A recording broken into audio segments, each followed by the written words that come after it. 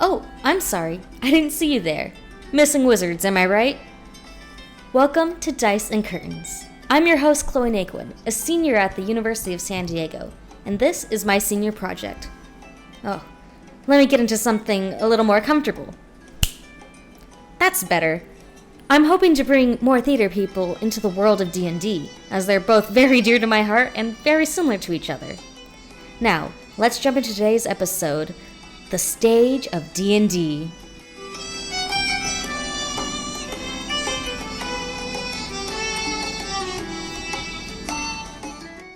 Theater and Dungeons & Dragons are both forms of storytelling.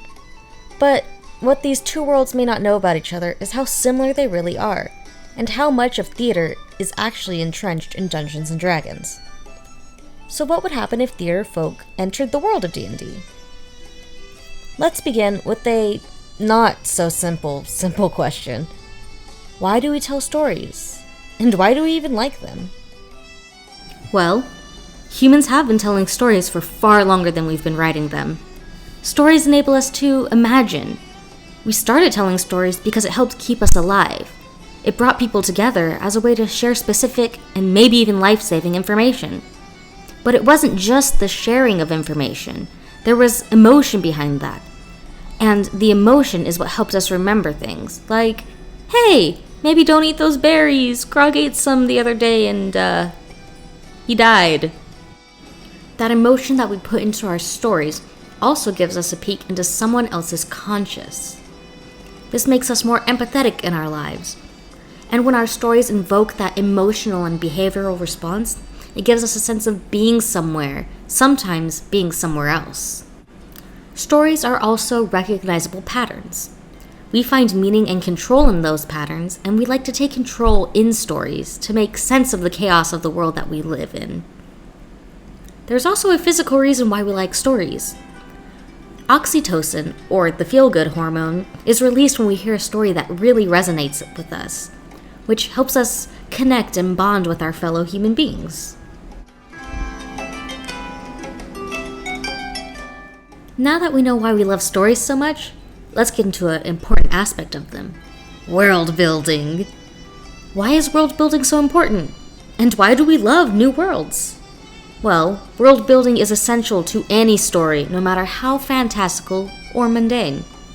This is having to do a lot more with what the characters in the story do in the world, rather than just the environment. Let's look at Avatar: The Last Airbender, for example.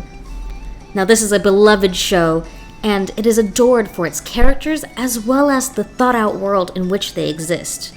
It's got a vivid lore and history, and this world holds a story that has been put on a pedestal for years. Also, it's back on Netflix, and has come to popularity once again due to its extensive world building.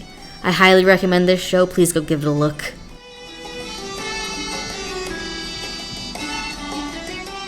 Now the part that we've all been waiting for, getting into Dungeons & Dragons. I'm going to start with the Dungeon Master here. The DM's role is to build the world. In D&D, the Dungeon Master serves as author, director, referee. They create the world and the events in it, preparing session after session for the players to exist in this world. There's also an aspect of trying to direct the characters towards story points and goals.